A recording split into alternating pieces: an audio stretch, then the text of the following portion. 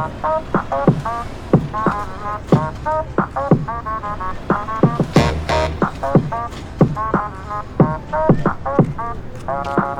make the case that organizations are often the biggest spammers in the life of employees. Guilty. So we tie that into the campaign and stuff like that. But it really gave a burst of energy. Now energy always runs out, so I don't think that can, like, a campaign like that can't fuel a culture in perpetuity, but it can give you this jolt, this boost, and I think that's important.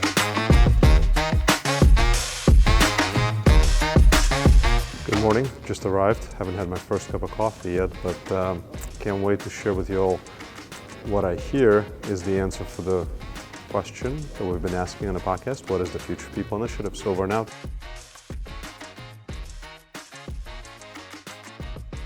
So I just got back from San Francisco. For many of you, you already know, I found out Monday that I'll be in San Francisco for Pier 150 conference, around 180 HR executives, speakers, really amazing, REI, Walmart, GE. And then we also visited a few organizations, including Box.com and Grail. And really an amazing presentation on across all kinds of really fascinating topics. The event was done exceptionally well too. But I haven't slept much. So going from Florida to California, hour difference. I was waking up at 4 a.m. And then last night I took a red eye, which I haven't done for a long time either. And here it is Saturday, well, I'm recording this Saturday evening. And I'm just thinking to myself, I'm energized. This may have been one of the biggest weeks. I know certainly for the podcast, in the last year and a half, there's never been a week where this much has transpired. There were days when so much took place that it was very difficult to process by the end of the day, to adjust the learnings into conversations that were coming up. All right. So this is intended for me to share those updates with you all, to give you some highlights. I don't know how long this video is going to be, and you're welcome, you're welcome to just jump off now that you know what it's about. But I'd like to walk through my experiences, highlight some amazing folks, and hopefully get some feedback from you all. As you listen, as you can take in the information, let me know what you think. And I appreciate Scott, you reaching out, and Eric, looking forward to connecting. I'm going to start mentioning names of the podcast guests because this update is ultra relevant for those that are part of the journey, right? There's about 400 of you. There's about 100 or so that have been on the podcast. There's another 50 that I'm talking to now that we're in various stages of our conversations. And then there's probably another 150 to 200 supporters, those that are thinking about joining the podcast next year. This is just for this video is really for those who are on the newsletter list of the innovators. So I'm even going to divide all of my updates here because there's just so much to share into. First, I want to talk about marketing as a term inside the world of HR. This was a conference where, I was forewarned by those who care very much, like, be careful on the marketing side. At least don't bring it up in the beginning. Bring it up later. And be very, very subtle about it. There'll be a reaction to it, and there was. I want to talk about the use cases,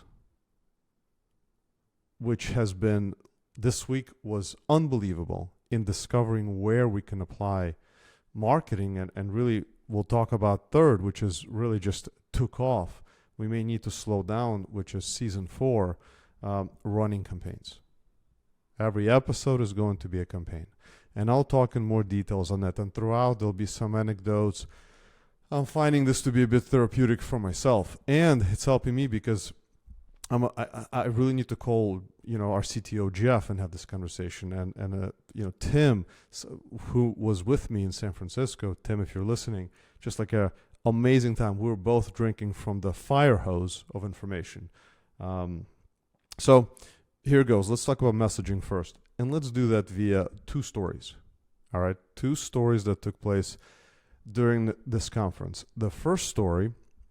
We just left a presentation at the headquarters of Box, where one of the co-CEOs, Aaron Levy, was speaking, Chief People Officer. We heard from HR folks. We were inspired by the event. What is the future of people initiatives? I've been asking that question over and over and over again. What do you do? And she said, well, I'm a Chief People Officer at a government, Santa Monica. And I said, well, interesting, Chief People Officer. I kind of been recently wondering, when does the organization make a choice to have two, a CHRO and a Chief People Officer, two executives inside organizations? And what does that mean? Where exactly is the line? And what happens in organizations that move from CHRO to CPO, Chief People Officer, which was the case with Lori? And we're going to do an episode with Lori, and she'll answer that question. I'm not going to go into her response now, but we then got on the bus, and we began to drive toward, and we were already pretty tired after a long day. And Lori said, hey, so tell me more about the podcast. I said, well, I think, season 1, we really focused on understanding the landscape from change management, L&D, various aspects. And then we hit on David. If you're watching Spirit Airlines, amazing conversation where David said, hey, let's consumerize the employee experience. Full pause, consumerization of employee experience. Boom. Fascinating. A couple of days later, Beverly from PayPal, if you're listening, I said, hey, consumerization. And Beverly, you showed me the slide and you said, oh my goodness, like on the same page, which was season 2, right? We moved from landscape, understanding the HR landscape, to consumerization of employee experience. And then the deeper I went, 15, 20 episodes, really fantastic folks joined the conversation until there was a moment of, hey, who knows the most about consumerization inside organizations? And why aren't CMOs a part of this discussion? If we're going to consumerize the employee experience, who knows the most inside organizations? And should we have conversations with the CMOs? And, Lori was starting to have curiosity. Interesting, CMOs, what happens next? And I said, Lori, I went after CMOs, and especially Fortune 500. Many of them turned me down pretty much immediately. Wrong department. But then I came across Bennett. He was the first CMO. And you'll know more about Bennett because with him and another CMO that followed, Vince, and Andre, the CEO of Per Habits, we wrote a book 2 weeks ago, and we have a draft of it available. I said, Lori. And back to the podcast journey. At this moment, Bennett and then Vince absolutely showed the way. Jennifer, Park Place, was amazing. And then more CMOs followed, declaring season 3, which became the thing to validate.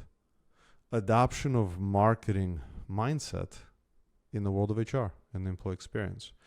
And here I paused with Lori, kind of sheepishly. Hey, Lori, you still with me? I said the words marketing. And she beamed.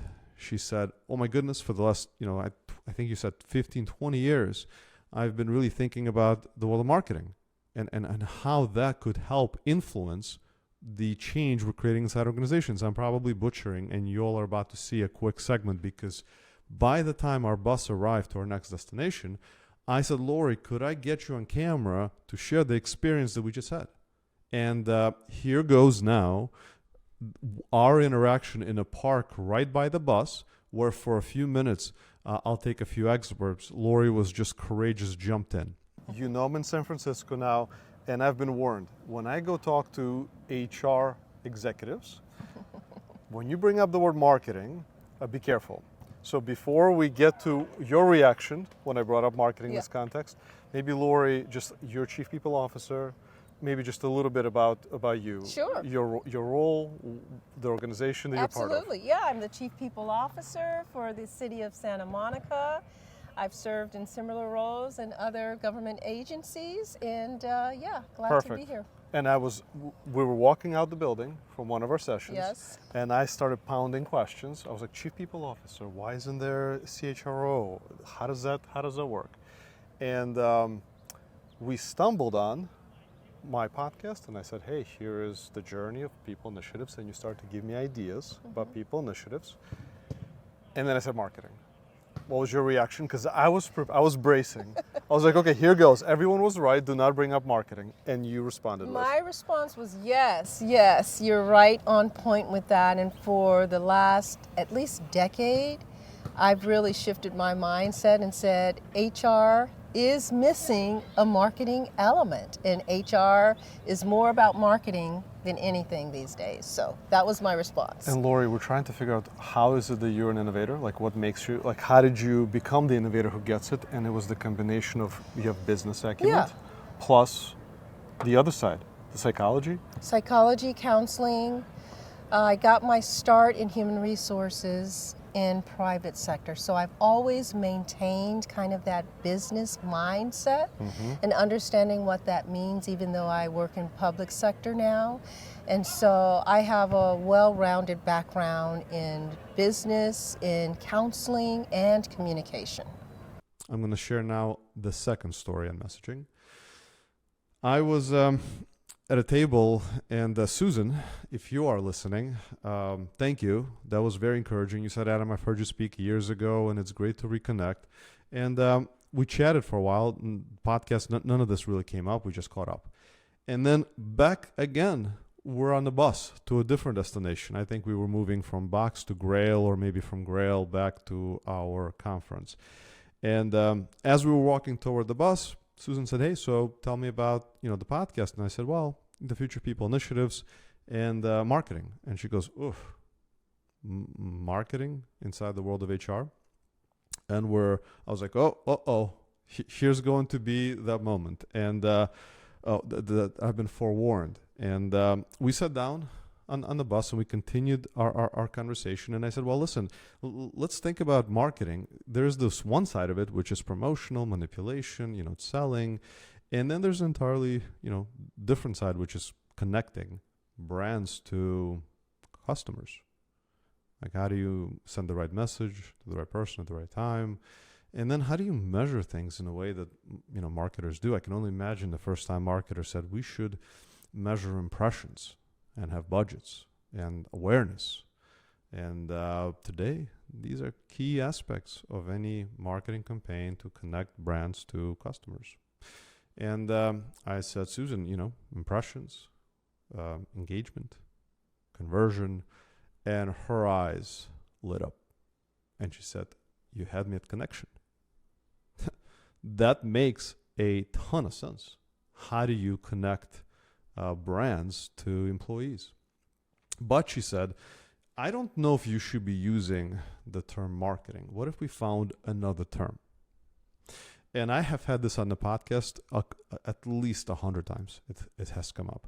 And most of the time, it was basically my indicator that we may not be able to add much to the audience where the podcast is at. And I've been searching for the right way to explain it. How do I articulate the importance of not moving away from the use of marketing in this term? And Susan inspired me. And on that bus ride, at the end of the day, I responded to her, and I didn't even think much about it. I said, listen, I need to fix my car, and I'm looking for someone to help me do that. Tell me how to be precise about who I'm looking for without using the word mechanic. I need a person that's going to work on my car, that's going to use a wrench. Can you imagine avoiding the word mechanic when you need this job to be done? And the way I see it, the way we see it, and I say we, it's both ProHabits, it's Andre, the CEO of ProHabits, who right in the beginning said, hey, a year and a half ago, marketing tools. He's worked with major Fortune 500 companies to help support marketers with the tools they need. And he understands what those tools do in terms of measuring impact. She was like, Adam, that's what you should be talking about. Okay? That's what you should be talking about. Susan, thank you. That was awesome, and I will, as I am doing right now. So that was messaging, those two stories. I'm now going to take both of those stories into the big discovery, which is use cases. In fact, I'm going to introduce you to what I see now, and Andrea and I have been going back and forth for the last couple of days, and nonstop slacking and updating the way we're thinking about it. It's really about, when we think about connecting brands to employees, the first thing to connect on is strategy. Where are we going as an organization? And how we're going to get there. Right, and when we think about how we're going to get that, that could translate across all of the major elements, from growth-related goals to retention to maybe wellness and benefits, change management. Let's ask the question: what are the goals that we're trying to accomplish at the highest level? Next, from what I can see, are a series of initiatives inside organizations, and what I now clearly believe is needed to adapt from the world of marketing inside organizations is campaigns. You go from an initiative to a campaign, and what's the difference between an initiative and a campaign? And I think it starts with a quantifiable objective, not just a desired state. But I think it runs across the spectrum of thinking in terms of funnels toward that desired objective, measuring impressions, measuring engagement, measuring conversions, thinking about right channel, right person at the right time for that initiative to be delivered. Back to both stories on both buses. Lori, and we're going to start that when we do an episode here in a couple months. I said, let's talk about initiatives. And I think it took us maybe a minute. I said, what is the most important initiative that you have, that you're excited about, that you think could have a real measurable impact on the organization? And Lori, you said, coaching. Our organization, which is unbelievable that you do this for your employees within the government. It's just, it blew my mind that you offer a coaching solution. You work with a platform. I think you mentioned BetterUp, and we're gonna confirm. And those who take advantage of it, there's some 95 or 97% absolutely like life changing. And as Lori shared this with me, her eyes were on fire. She was just proud of the impact that she's creating, and she said, "Well, could we run a campaign in order to move the needle on that?" And I'm, as a marketer, like, yeah, absolutely. Now, do I know it's going to work? Or better question would be, how long would it take to create the impact? What are the right nudges? You can say messages, bite-sized pieces of content is the only way to get through. You can even think about them in some conversations in the podcast as ads. And how would we measure success on the other side? Well, clear as day, enrollment, usage of this amazing benefit that's available within the organization. We both just started firing ideas. 5 weeks, starting with a kickoff session, clear measurements, designing a campaign that's going to improve utilization of this program. So Lori, if you're listening, just thank you. I can't wait for our design session, where we're going to talk about how are we going to do this, then we're going to run the campaign, and then we're going to come back on the podcast. And as I've been sharing this with a number of folks, because we've got so many campaigns that are already in design, where I'm going to start each episode with breaking news. Breaking news. We move the needle from here to here. I believe the campaigns are going to be 5 weeks each, and then on the 6th week, we jump straight on the podcast and we share what we've learned. All right, back to Susan, which was the second conversation, who is now my inspiration behind the analogy to looking for a mechanic. Susan, I said, what are your top initiatives? What would you like to improve? And she said, listen, one of the things we have is and I'm kind of putting this in my words, and when Susan comes on, hopefully in the next season, we're not confirmed yet, we'll share it. But hey, I would like to move the needle on wellness initiative that we have where we offer certain credit if employees do the following steps, okay, toward their health journeys. And the more people take advantage of this is a great incentive for folks to be healthier. I would like to move the needle on the participation. Can we do that? And I'm thinking, absolutely. Like these are the kinds of goals that you give to a marketer externally, right? Externally. And now, can this be focused internally? So I shared messaging, both stories on the bus. I shared use cases, although I'd like to refer to them as initiatives to campaigns. And now I want to talk about campaigns. And before I do, last week, I interviewed a leader from Blue Origin. And Bill was incredible. One team unifies all audiences. I'd like to share with you this quick clip where Bill talks about bringing marketing into the world of HR. Maybe. And so I can see the reaction of marketing, or the word market, right, as kind of maybe a little bit of a dirty word. But in the spirit of our discipline, since the beginning of time, right, someone has always been trying to deliver a message to someone else or to an audience, right? Whether that's to a wife, a child, a business, a customer, an employee, you're still trying to deliver a message. And in my definition of marketing, you're marketing to that person. You're hoping to catch that person at the right moment with the right message so he or she can take an action. And again, that goes back to the dawn of the ages to today. Of course, today there's a multitude of ways to do that. It's super exciting. But that fundamental message delivery to me is marketing. You didn't pun it. You made a decision. You said, hey, listen, think about it. If you want to send the right message to the right person at the right time, the people who do that, the discipline that does that is marketing. And now I'd like to show you a clip from Bill's discussion around campaigns. And you just make sure you have a consistent plan. And, I can't emphasize this enough, a seat at the table with HR, a seat at the table with the sales team, and you're partnering.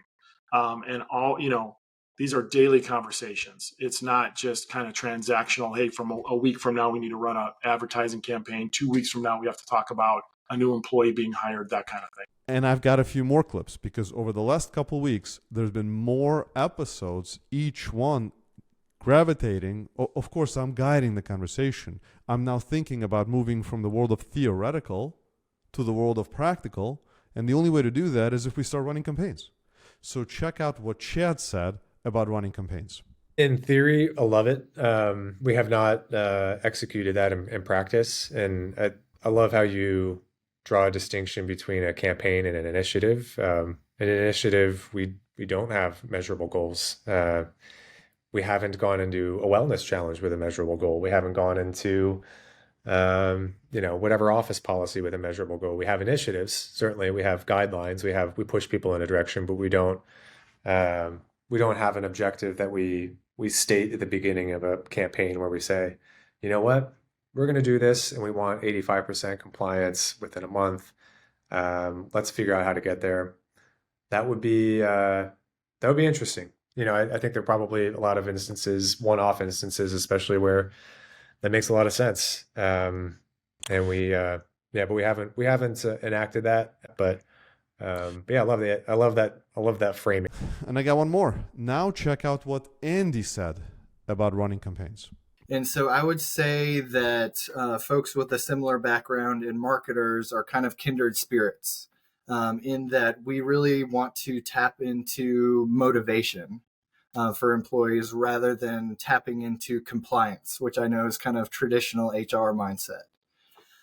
So it's definitely something that's interesting to me. I think, like we'll talk about, I'm sure we'll get into it, keeping employees at the center of things, really tapping into like what their needs are, what their motivations are, what their barriers are. I think it makes total sense. And I think it's really the direction that forward-facing companies are headed in. So you're seeing what the pattern is.